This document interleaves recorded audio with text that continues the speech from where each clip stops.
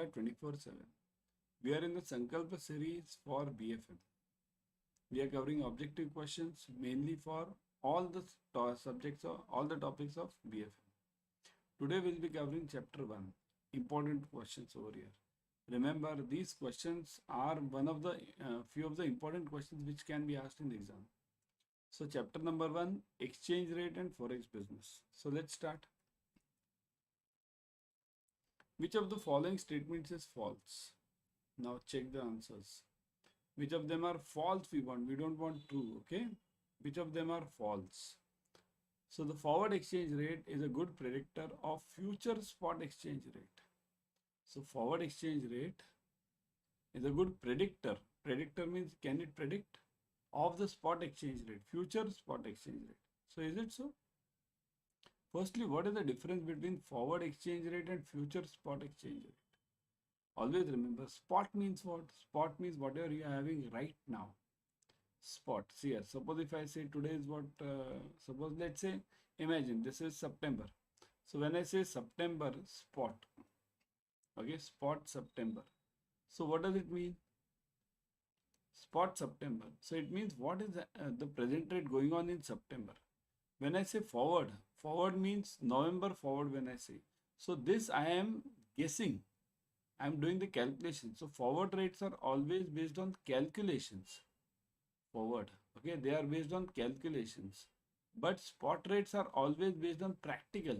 What is the present situation? Okay, this is real. This is imaginary. This is calculated. So what do you mean by this September spot means today's rate. But what do you mean by future spot? Future spot means, suppose here, if I say that in November, the forward rates may be, let's say 80 rupees or 85 rupees, maybe. So how did I say that?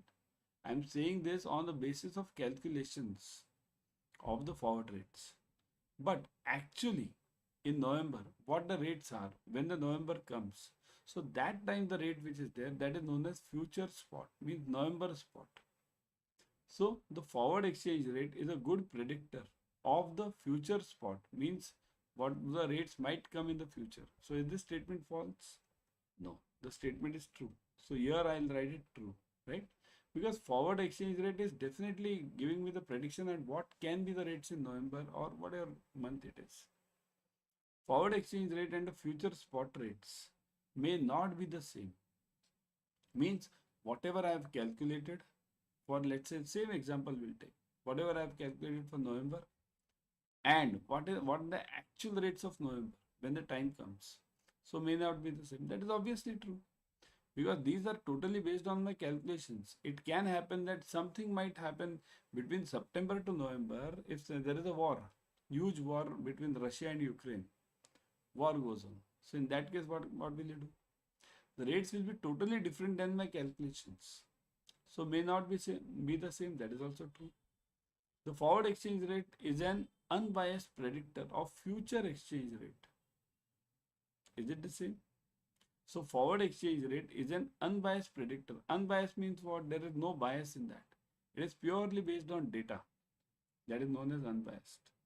The forward exchange rate is an unbiased predictor of the future exchange rate, whatever may be the rate coming in the future.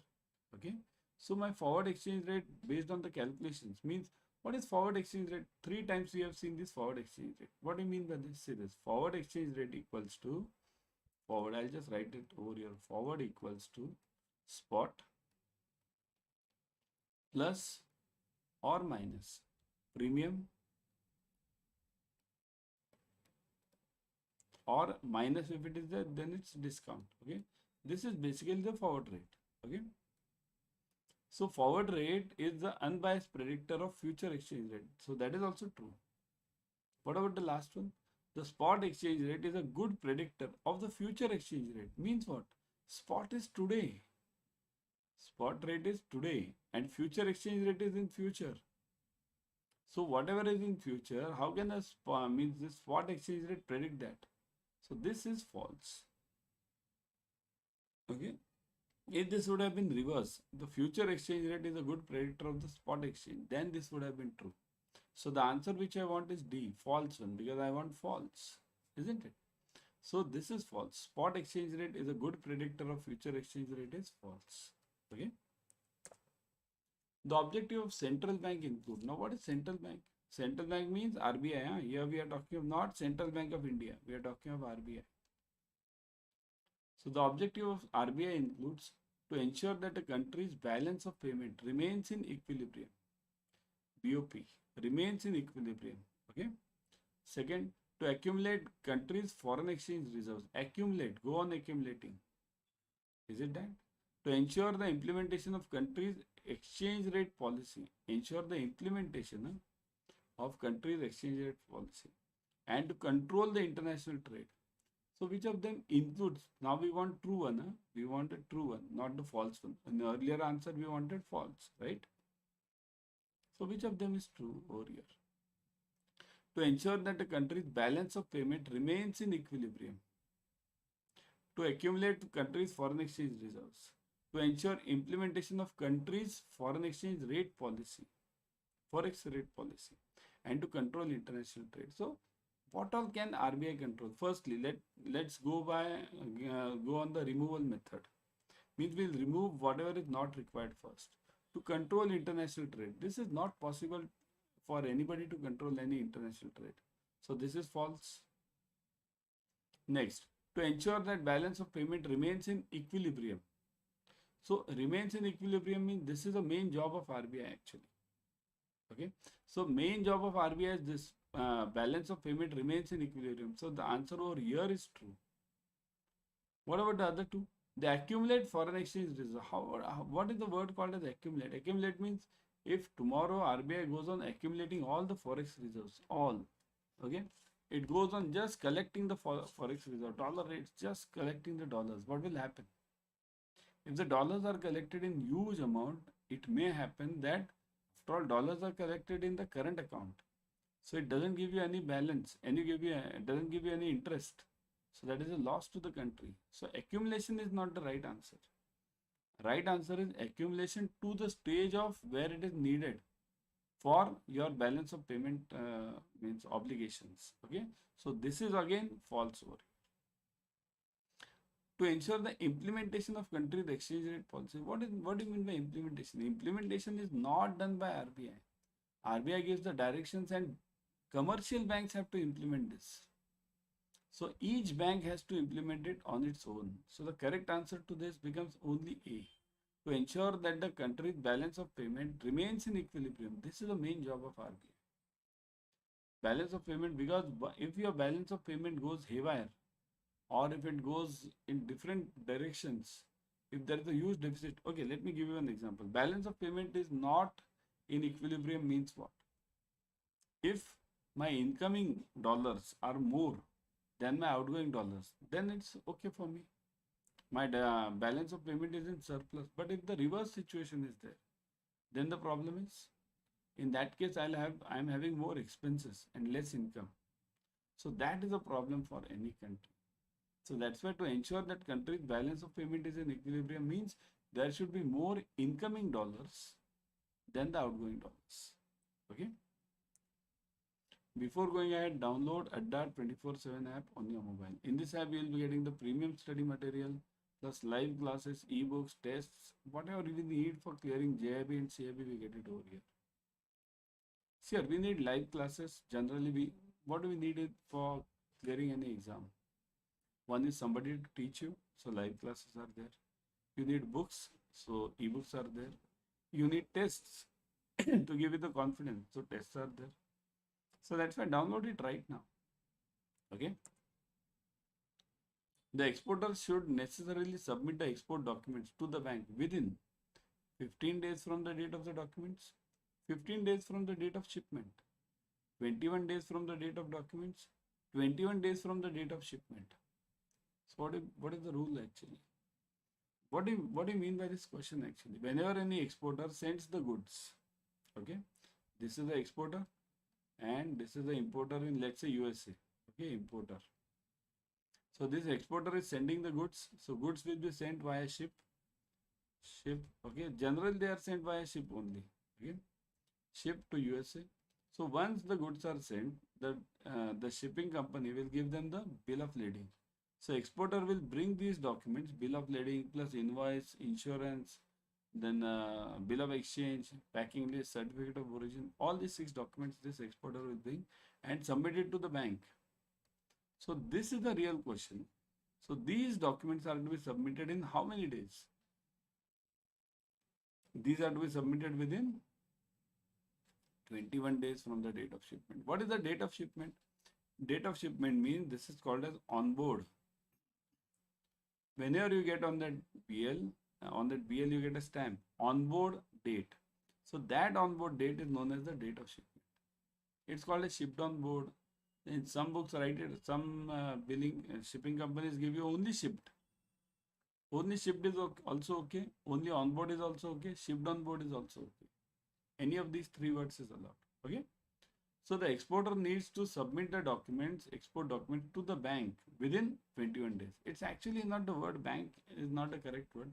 It is called as AD, authorized dealer. Okay. Authorized dealer. The multinational company encounters the following exposures to foreign exchange risk. Which are the exposures to foreign exchange risk? Foreign exchange risk. So which are the problems which the company encounters? Translation exposure, economic exposure, transaction exposure, and all of them. What is the translation exposure? What is the translation exposure? Translation exposure is known as notional. Notional, okay? If I'm having a branch in New York and that branch's P&L means balance sheet, I have to submit it to RBI over here in rupees. So I'm not closing that branch. I'm just taking some fixed date. On that date, what is my P&L? And I'm submitting it to RBI, converting it to rupees. So that is always notional. Economic exposure. Economic means the conditions, economic conditions of any country. Or even many countries, I would say, a group of countries. So that is the economic exposure. Transaction means what? It is related to specifically the buyer. Generally, transaction exposure relates to the legal problems also, to the credit problems also, and to the market risk problems also. All these are commonly affecting the transaction exposure. So any MNC which is working in various countries will always be faced with all of these exposures. Translation also, economic also, and transaction also. Okay. Everyone subscribe to Officers Adda 24/7 YouTube channel. In this channel, you will be getting the latest updates on JIB and CAIIB, number 1. Number 2, you will get various YouTube series on all the subjects of JIB and CAIIB. What do you mean by this? Latest YouTube series here. Right now, what are you watching? You're watching the YouTube series on BFM. Right? Similarly, for other subjects also, you'll get the same YouTube series. So that's why subscribe to it right now. Click on the bell icon. Okay? Share it with your friends. Okay? The role of hedging agent is, what is hedging basically? Hedge means what? Hedge means to reduce the risk. Basic meaning of hedge is reduce the risk. Okay, so how to reduce the risk? So that is the basic question over here. The role of this hedging agent is assist the firm in determining which foreign exchange transaction it should hedge. Okay, means which of the forex currency should be hedged. The currency which is having maximum fluctuations will always be hedged. Always remember what is hedged? Something which is having maximum fluctuations, because that is only having the higher risk. If somebody is not having, see, if I draw this line, so is there any risk here? If I go on the straight line like this, there is no risk. Okay, but if I go like this, sometimes over here, there, something like this, so now there is a fluctuation. So what is to be hedged? Whichever is having the fluctuation will always be hedged. So that's why which currency is most traded, or which currency is having highest risk, that will be hedged. So assist the firm in determining which foreign exchange transaction is to be hedged. Okay. Assist the firm in determining the terms of the currency and interest rate swaps. Now what are interest rate swaps? The exchange of interest rates. These are known as interest rate swaps. Exchange of interest rate. What do you mean by exchange of interest rates? Interest rates can be exchanged. Remember, swap is of always two types. Okay, one leg is always fixed, and other leg is always floating. Okay, so swap will always be of will have always two legs. So whenever you say interest rate swaps, means you are exchanging two interest rates. One interest rate which is fixed and other interest rate which is floating. Now what can be the simple example? Simple example is, let's say, FD. FD's interest rate is always fixed. What is the floating interest rate? Suppose if I am investing in, let's say, stocks, shares. So the returns which I am getting will always be fluctuating, floating. So that's why if I exchange these two returns, okay, in the long run, then that is known as a swap. So assist a firm in determining the terms of the currency or interest rate swap, both A and B, and none of the above. So what is the answer? Answer is this, both A and B. Because the hedging agent means what? It's generally a company or a human being, no, normal human being, individual person. That hedging agent determines which currency is to be hedged. If something is not has no liquidity at all, some currency, then what's the use of that? Brunei currency, Brunei, very high currency, but no liquidity. What's the use? Dollar having huge liquidity, that can be hedged. Assist the firm in determining the currency or the interest rate swap, right? That is also important. Yeah. Now this is related to TCS. TCS means what? Tax collected at source. This is a typical case study which you get in the exam. So in case of non-availability of PAN or Aadhaar, TCS is collected at 10% on Forex. This is totally related to Forex because we are in chapter number 1. So tax collected at source here, TCS, I'll write it over here, TCS equals to tax collected at source. Okay, that is known as TCS. So in case of non-availability of PAN, TCS is collected at 10%.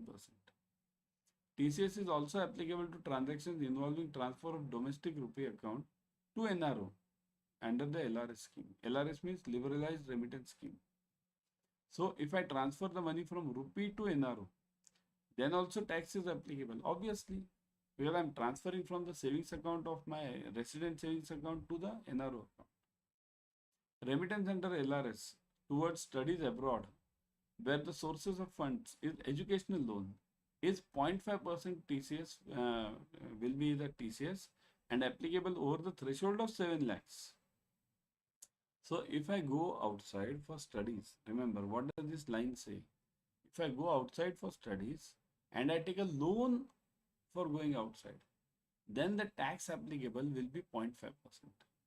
The important part, remember this, I must have a loan over here. If I go on my own money, then the TCS or tax applicable is not 0.5%. Okay, only if I take the loan, only then it is 0.5%. Got it? Now let's take one example. Customer A. Customer A makes a remittance of 6,50,000 on April 4, 2020. So this customer makes a remittance of 6,50,000 on April 4th. Okay, what do you mean by this? On April 4th is this customer is making the payment of rupees 7. Now what is this limit given? 7 lakhs. Just now we saw it. Up to 7 lakhs there is no tax. No tax. So now if somebody comes to me first time on April 4th in this financial year, so no tax will be collected, obviously. Why should I collect the tax? Because it has not crossed the limit of 7 lakhs. Now the same person comes again on May 5th. At that time that customer wants to remit 9,50,000. Now what is happening? 950 plus 650. See here, earlier he has remitted, this customer has remitted, he or she has remitted 650. So what is the total amount of remittance now? It is 950 plus 650. So 9 plus 6, 15 and 116, right? So 16 lakhs have been remitted up till now on May 5th. What does the limit say? 7 lakhs. So now what is the difference? 16 minus 7, so 9 lakhs. So 9 lakhs I'll be collecting the tax because that is above the limit, isn't it? So look at this. 5% tax will be collected on 9 lakhs. Isn't it simple? See, the calculation is also given 650 earlier plus 950 minus 7 lakhs. So 9 lakhs. So 5% of 9 lakhs will be collected. Whatever that amount is, okay? That will be collected. 45,000, isn't it? Next. Makes a remittance of 40,000 on December 10th. Means same person is coming back on December 10th. So what is the, he has already breached the limit. 7 lakhs is already gone. Now we are going for the, in the extra regime. So here I'll just tax him on the 40,000. Why? Because already the remaining tax has been already paid by that customer. So 5% tax will be collected on incremental 40,000, right? Because he has already breached the 7 lakhs limit and paid the tax accordingly. So 40,000 into 5%, whatever that amount is, 4 5 is 20, right? So 2,000, I think so, yeah. So that much will be the tax paid by that person, isn't it? Now look at the second person, B. Makes a remittance of 20 lakhs in the same financial year. Means immediately this person financial year has started. This person comes on April 30 and makes a remittance of 20 lakhs. Now this is quite obvious. 7 lakhs is first only breached in the first transaction only. So what will I charge him? I'll charge him 20 minus 7, 13 lakhs.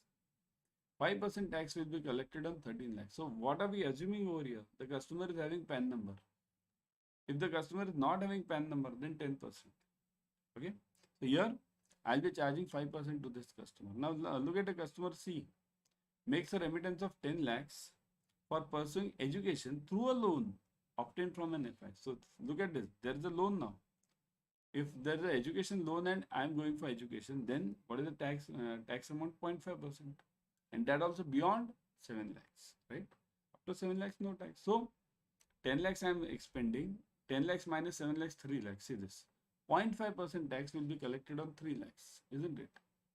So whatever that amount is, 3 lakhs means 10 minus 7. So 3 lakhs into 0.5%, very less amount, hardly about 1500. So that will be collected. So this is the difference in taxation. Tax collected at source for forex transactions. Okay. Very important numerical from the exam point of view. See this batch. Everyone should join the Sankalp batch starting on September 4th. All the 4 subjects are covered, numericals, objective questions, case studies, everything is covered. Mahapack, you get multiple batches.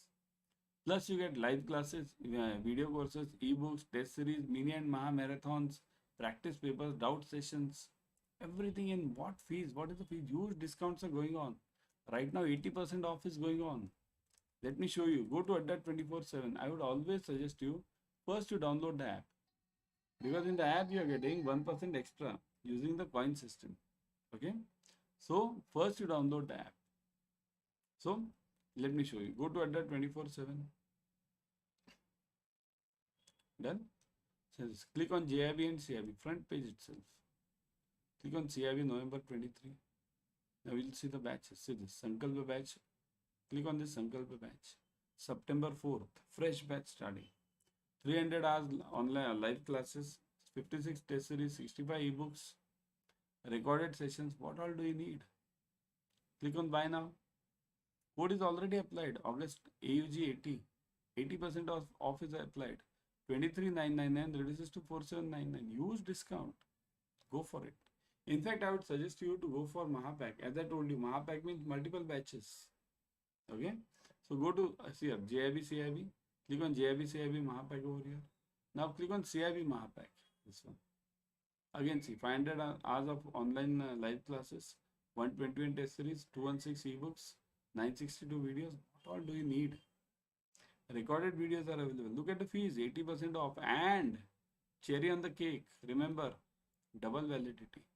You are getting this for 6 plus 6 months, Mahapack. Okay, so everyone should join this immediately. I'll be back tomorrow with another series. Till then, do the studies and do join the batches immediately. Okay, bye from my side.